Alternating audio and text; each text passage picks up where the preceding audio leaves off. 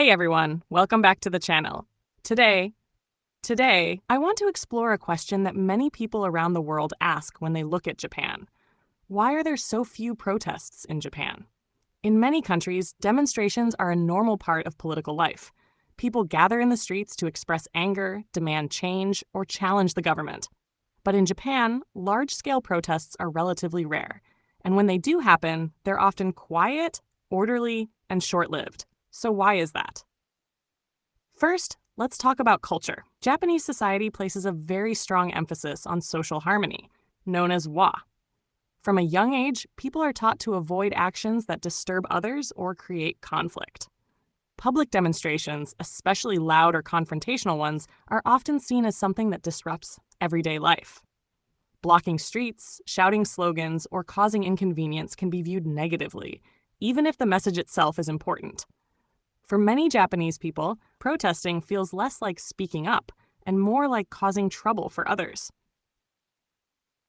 Another key factor is how Japanese people view change. In Japan, change is often expected to happen gradually and from within the system, rather than through sudden public pressure. People tend to believe in negotiation, internal discussion, and long-term adjustment, rather than dramatic confrontation. This doesn't mean people are satisfied. It means they often choose quiet endurance or private complaint over public action. History also plays an important role. In the 1950s and 1960s, Japan actually experienced massive protests, especially against war, nuclear weapons, and U.S. military bases. Some of these protests became extremely intense and, at times, violent. As a result, many people began to associate protests with instability and social division. Over time, a shared memory formed. Protests lead to chaos, not solutions. That perception still influences attitudes today. There is also a strong sense of responsibility toward the group. In Japan, people often define themselves as part of a workplace, a school, or a community, rather than as completely independent individuals. Joining a protest can feel like stepping outside that group identity. Some people worry it could affect their job, reputation, or relationships. This fear isn't always explicit. It's often an unspoken pressure to not stand out too much. It's also important to understand that silence does not equal agreement.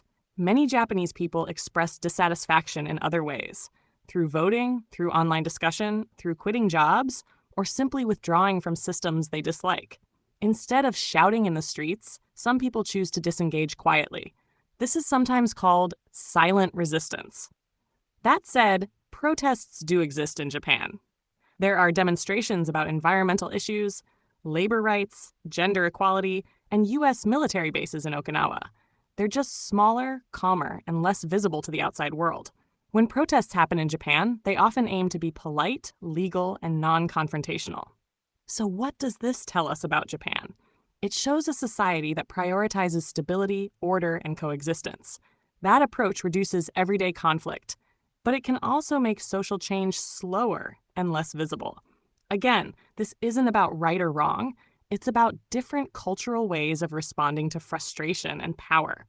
So the next time you wonder why Japan seems so quiet politically, remember, the voices are there. They're just expressed in a different way.